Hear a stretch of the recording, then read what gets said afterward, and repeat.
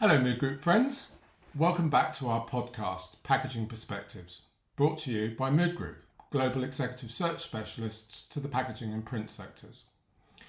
Today I'm very excited to introduce you to Carrie Klepzig, who is the global marketing leader of eProductivity. eProductivity software is a leading global provider of industry-specific business and production software technology for the packaging and print industries, and, for a matter of record, valued clients of Mood Group. Hello, Carrie. Thank you for joining us. Where do we find you in the world today? Beautiful, sunny Manchester, Altrincham, so just seated outside of Manchester in a glorious, wet English Wednesday morning. Very nice, very nice. And that was a move that you made in the last 24 months, I think, wasn't it? Over the pond, about 18 months ago, yes, from equally as gray and rainy Pittsburgh. So didn't downgrade too much on the weather, but yes, so moved here about 18 months ago. And no doubt enjoying the fact that, like we say, when we're going somewhere on holiday, it's never the same as when you live somewhere and you've got more time to go and explore and do things and get out and about. Oh, for sure. I mean, nobody moves to England for the weather, all jokes aside, right? But what you do move for is the history. There's so much to see on any given day, weekend, whether it's a day trip, obviously the proximity to the continent, hop on a plane and you're anywhere and under, an hour sometimes, Paris, Amsterdam, and certainly so much within reach within 2 hours. But it was a good move. Very nice. Well, very pleased to have you in England. Thank you. Thank you. By way of explanation for our audience, when we created our podcast, my business partner and wife, Emma and I, wanted to have conversations with key people from our industry about their careers to date, the paths they followed, twists and turns, etc., and learn what advice they would offer to others embarking on or partway through their own careers in our industries. On the assumption, Carrie, that you're not living to work, but rather working to live, let's start first with, what do you like to do outside of work? Lots of things. So I write, I paint. So there's that piece. I'm a trustee and a volunteer at TRC Rape Crisis Center here located in Manchester. So devote a lot of time to that. Traveling, we just discussed, big history nerd, history buff at heart. So get in as much day trips as I can. And then just normal things, hanging out with friends and family and loved ones. So quite full on both fronts. I love books, and listening to you being an author, I love books, particularly cookery books. I think we've shared that before. Mm-hmm. And I can always imagine where somebody writing a cookery book would start from, because you've got some recipes that you like or you've researched, and it's much around that. But in your case, I think your books are fiction. Am I right? Mm-hmm. Where do you get your ideas and your inspiration from, and how do you start with a book? I've never spoken to somebody that does that before. That's a good question. I remember being about eight, and I wrote a screenplay. And I remember I'm dating myself severely here. I wanted Whoopi Goldberg to star in it. So this must have been in the 80s, right? Kind of height of her career. And I still remember the plot to this day. And I typed it out on I don't know where the idea came from. And my dad, rest his soul, went back in the day, right, to, I think, the library and made copies upon copies. And we got a phone book. Remember those? And he helped me mail them to every movie house in America. Of course, nothing ever came of it, but I was lucky that I had parents who fostered that at a very young age. And so anytime I had an idea, I felt like I should write it down. Like it was a perfectly normal thing to do, to daydream and take that daydream and put it onto a piece of paper. Because I really had the encouragement of my parents, who went so far as to, shove them into manila envelopes and send them off to movie houses. It is fiction, but real life. So the first book is all about children in crisis in different parts of the world. And I think, especially as an American, we tend to be very tunnel visioned in what we see and how we perceive the outside world and how we perceive when we go into a country for military action for whatever that reason is. And then we just leave and don't realize sort of what's been left behind. So that was inspiration came from watching Hotel Rwanda, actually, and feeling incredibly guilty that I was one of those Americans when it was all happening and didn't really care. And Juliana was about 6 at the time. So just sort of connecting the dots of, I'm a mother, I have children.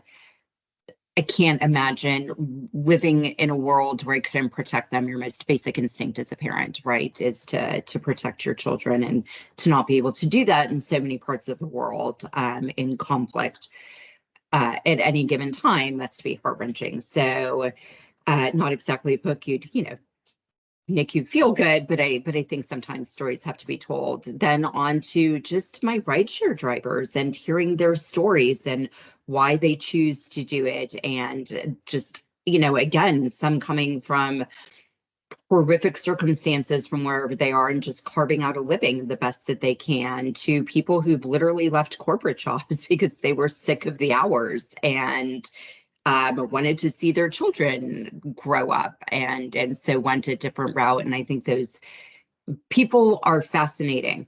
And we never stop to talk to people anymore, whether it's the person next to you in the train or the bus, or, it's like frowned upon. You have children, they get annoyed when you talk to other people. Like, why would you do that? Stop talking, mom, right? You don't know that. And so it all just sort of comes from things that I think other people should know. Very interesting. And hearing you saying that you were grateful for your parents' enthusiasm and support for your idea and your initiative, despite what the outcome may or may not have come to from an early age. Do you think that's key to people being successful in their lives and their careers? Has that been something that's helped you with yours? It has, for sure. I think very much, we grow into our parents, right? As much as they fostered my love of books and writing and reading, they definitely steered me towards take what you're good at and what you like, and then how can you go make money from it? Like, how can you earn a living? And so talking about my career and twists and how did I wind up where I was supposed to go to law school. I had never, the word marketing meant nothing to me. Even as I was graduating from university, I was going to be a lawyer, full stop. It's what my parent, my love of books, my love of history. I'm a good writer. My dad used to say, think of the closing arguments you can write, Carrie. Like, you'll be great at those. So it was fostering that, but in a very practical, parental way, steering your things into, that's great, you can do it, and maybe one day somebody will buy a book you write, but how are you going to feed yourself in the meantime, which I think is perfectly practical. My daughter calls me a dream killer often, right? She'll tell me she wants to be something, and I'm like, that's great, why don't you do that as a hobby, right? Like, let's do that as a hobby. And then, funny enough, she's on a path to law school. But let's go off and do this so that you can earn a living. And she's like, you're such a dream killer. So yes, they fostered it, but also instilled a sense of practicality, I think, as well. It's a balance, isn't it? I often think, because doing the work that I'm privileged to do, we do meet a lot of people that perhaps have reached a point where they're not happy in their work, and they realized perhaps they didn't follow their passion quite so much. I think famously Steve Jobs, the founder of Apple, was on record for saying, if you do what you like, you'll never work another day in your life, sort of thing. And I know it's a fine line. As a parent myself, I've encouraged my children to find independence, and yes, it's being an artist. Perhaps I'm knocking being an artist, don't get me wrong, but certain things where you're perhaps very much reliant on other people, and it's not so easy to drive your own fortune. we're going to be protective about. No, but you can, what I found was, by not taking that fateful trip into law school, although in hindsight, I probably should have gone. But in wanting to follow by, I didn't want to be a lawyer. My parents wanted me to be a lawyer, right? Yeah. I did not, and I didn't really know what I wanted to be because I'd never thought about anything else.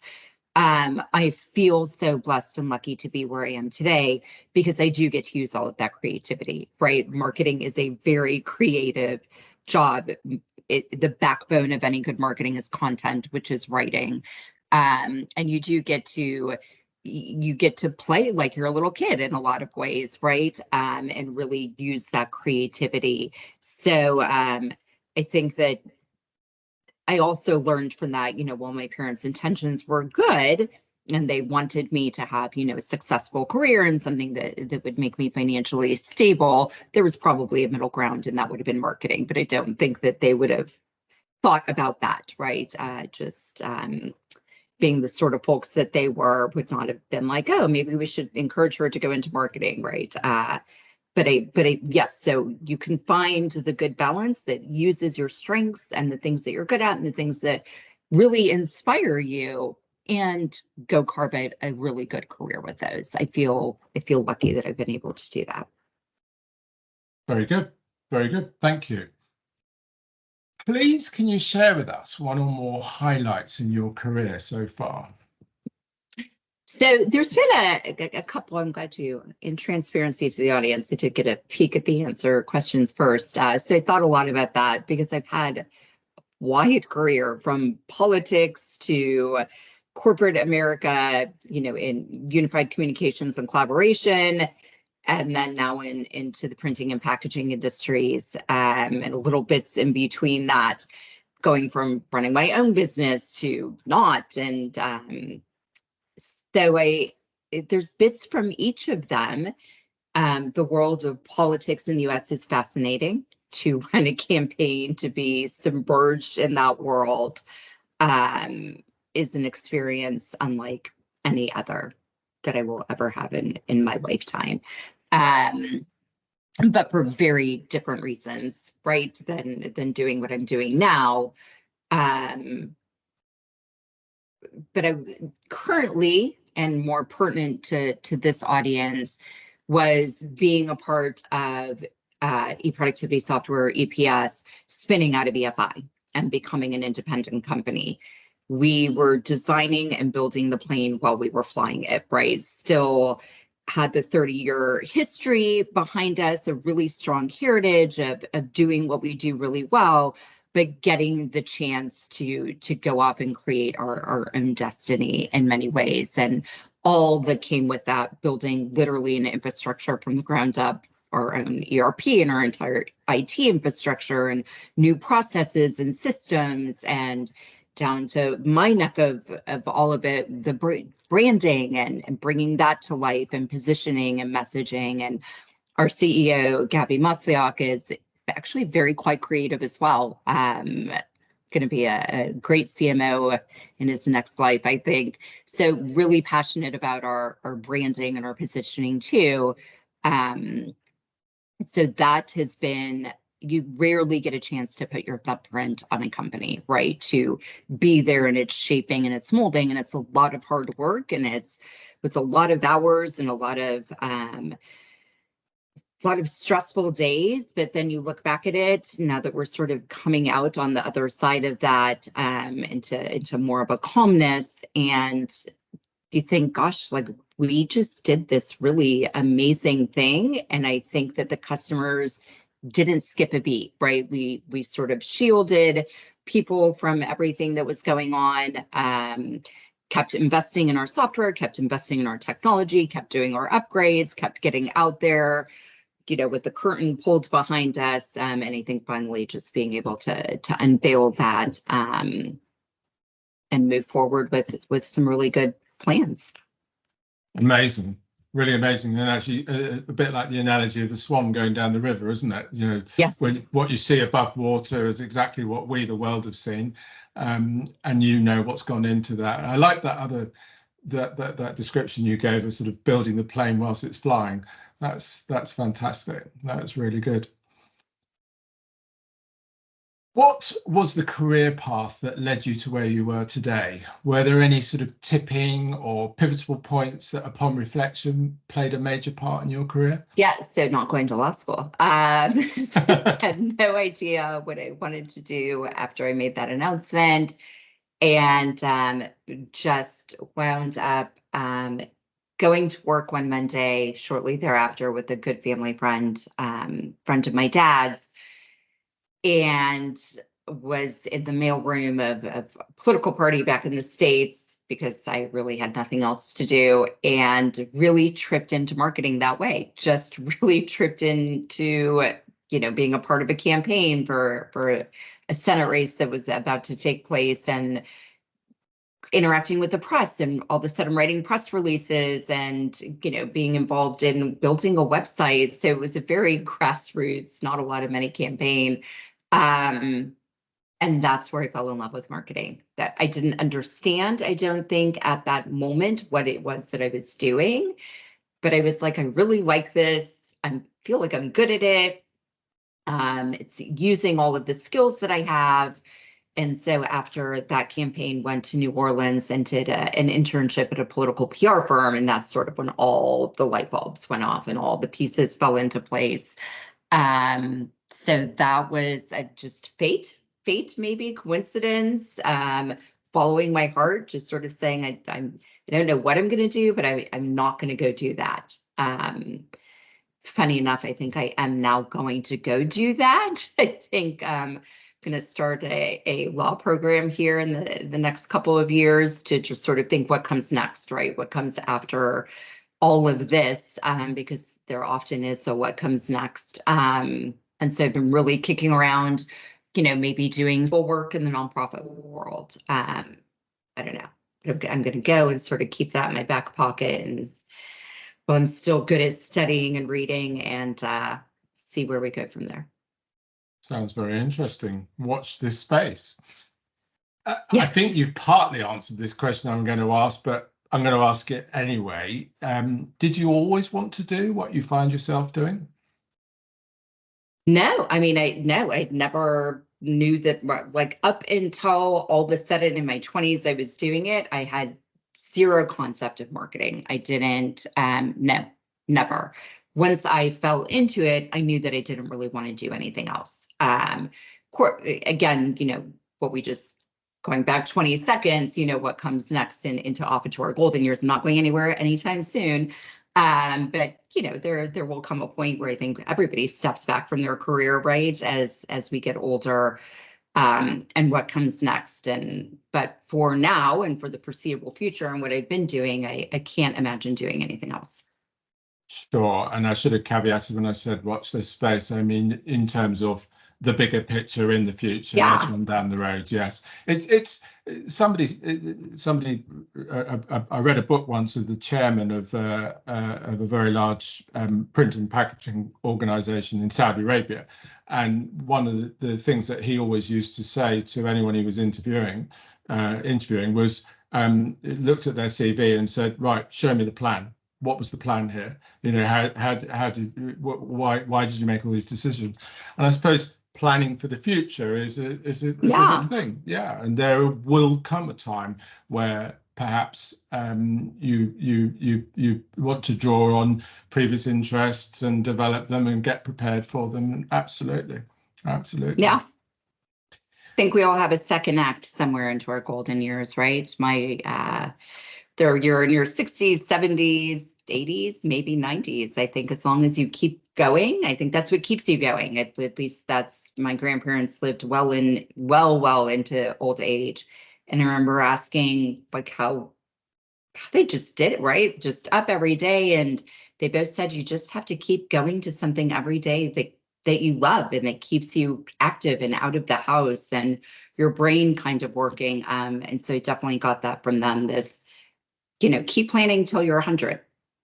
Just keep Yeah. going down that road. And you'll get there. Absolutely, absolutely, yeah. I think there's some books being written based on longevity of life, particularly a focus of one I started to read about a Japanese book and about ikigai, and there they refer to there's a particular village in Japan where they've got the biggest amount of people that are above 100 years old, and they're all extremely community active.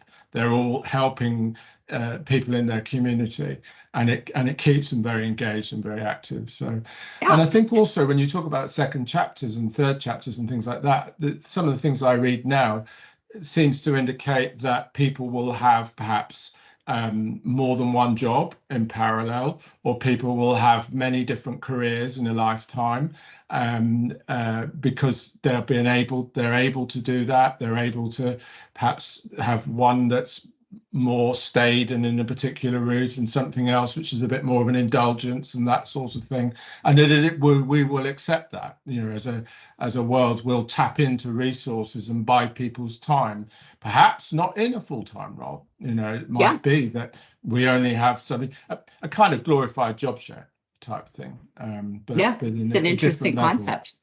There's some thoughts that things are going in that direction, and certainly shared resources and taking people's abilities and saying, well, we see it, for instance, in people coming towards the end of their careers and then taking on non-exec roles, or interim roles or things like that, where they're supplying their whole lifetime's career experience to a company on 2 days a month.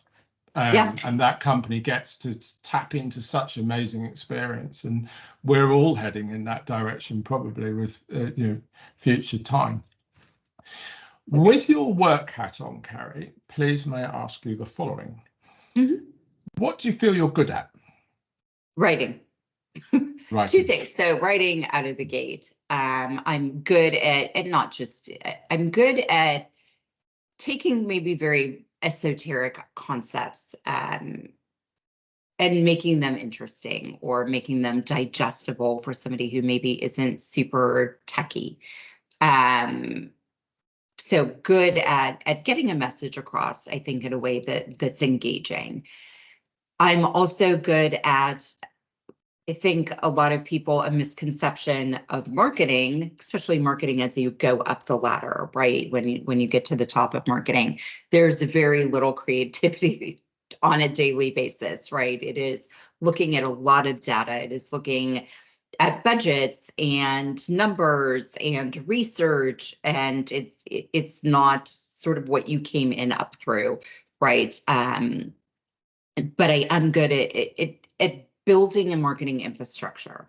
And I think a lot of people on the outside of marketing don't realize how technical it is today, and that it does have its own IT infrastructure in the background, from your marketing automation, making sure that that is synced and connected and working properly with whether you use Salesforce or some other CRM, and is it connected to your website? What platform do you use for a website? What technology is on the back end of your website that's giving you all the good data that you need to make really good decisions about SEO, which, worshiping at the altar of Google is hard work. And if anybody could crack that, right? I do love how people are like, why can't you just do it? Like, why aren't we number one? Well, if I could crack the world of SEO, I would be a billionaire and I wouldn't be coming to work tomorrow, right?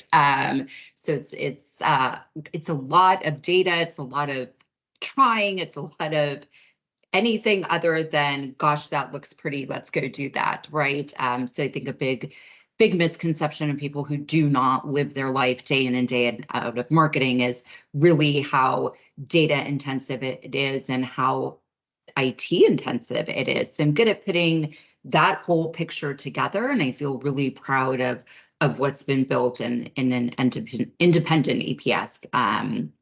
So we had to go do that all from scratch, all from the ground up, not having EFI's, corporate marketing infrastructure to rely on anymore. So good at a bigger picture, and then also my sweet spot of writing.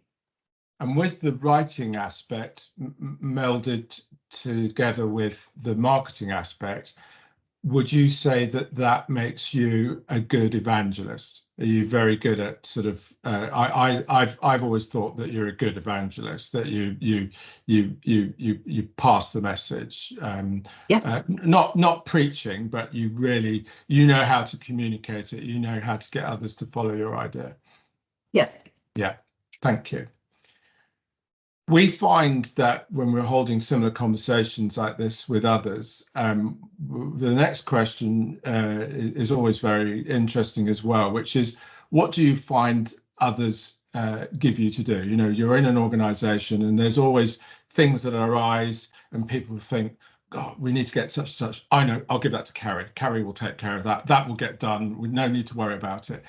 What sort of things do you find that you get asked to do like that, Carrie? Again, a big part of the communication, whether that's communicating externally to our customers and hoping to craft those messages, or it's communicating internally to our team members or to our partners or to the media or to the press. So, which I think is a natural place for me to fall, given my skill set and given my role as well. Gabby does have the expectation, rightfully so. We've been put in leadership positions that go lead, right? Like go kind of figure it out and come to him, if we're stuck or we have an impasse or a roadblock. But we have a very collaborative SLT team who, if one is overwhelmed, somebody can pitch in, right? And always a good balance. So I think we all naturally sort of fall into what you just said. This needs to be done. Who can do it? So mine tends to be that world of communication and getting our message internally and externally out, regardless of in what shape it is, right? Could you craft this email? Could you go do this plan? Could you do this for the media? So nothing really outside, I don't think, of what I'm naturally good at. Thank you. And I asked this question, the next one, with assuming, like myself, there are things that I move more to in a warm light than others. So I'm going to say, is there anything that you really dislike in your work? Dislike might be a strong word, but is there stuff that you would prefer not to do rather than to do? Yes. I know I Lots of do. things. Sure. I think also with the leadership position comes a lot of admin, right? And it's not fun, and it's tedious, and it's time consuming, but you have to do it, right? It comes with the territory. Anywhere from, I think we said, and I was like, that's absolutely right, your expense reports, right? Time consuming. Again, digging into, getting ready for some sort of, internal presentation where there's a lot of data mining and presentation putting together. Yeah, I don't really know anybody who jumps up and down at that. And it's like, I can't wait to go off and do that thing. But so I think anything admin that it becomes a little bit tedious, and you put it off until you can't put it off anymore. And then you just have to go off and do it. So again, nothing, I don't think, shocking that most people wouldn't say. And then one self-inflicted, I think, and it's definitely, I think, been made worse, at least my generation maybe is pushing back a little bit, working from home or working remotely a lot of the time. And also just personality wise, very type A personality, having a hard time shutting off and remembering to stop thinking about work, and looking outside and it's dark and you haven't moved from your desk and you don't even know how many hours because you've just been. So, but that is very self-inflicted, is not knowing when to just sort of say, we don't cure cancer here. We're not solving climate change, right? This can be done tomorrow morning and it will be okay. My grandfather used to say, and I think it's very wise, work done at night is rework done in the morning, because you just get so tired. Say that again. Work done at the night. work you do at night is the rework you do the next morning. So whatever you're doing at night, you're probably going to have to go redo in the morning, right? Because you're tired and your brain isn't fresh, and remembering to just stop for a second and you've accomplished enough for the day. Enough has been done for the day, and go off, because you'll probably look at that work in the morning and think, "Ugh, Yeah. that I used was to have a important." managing director actually who would say, after 6 o'clock, I don't make my best decisions. You know, if I can possibly do it, I'd rather leave it over till the next day with a fresh mind. Yeah. And that was his. It wasn't always the carte blanche the case, but yeah, wise words from your granddad. Wise Yes. words. Well, thank you, Carrie, for Thank answering you. these questions for our audience. Is there anything we haven't covered, either about you or your career or eProductivity, or No, I anything think else we you'd like to did. talk about? We did a good job. Thank you. Okay. It just leaves me to say a very big thank you for being our guest and sharing your wisdom and experiences with those that will be watching and listening to our podcast, Packaging Perspectives, brought to you by Mood Group. Thank Thank you you very so much. much. Have a good rest of your week. And you. Take care. Thank you. Thank Bye-bye. you. Bye.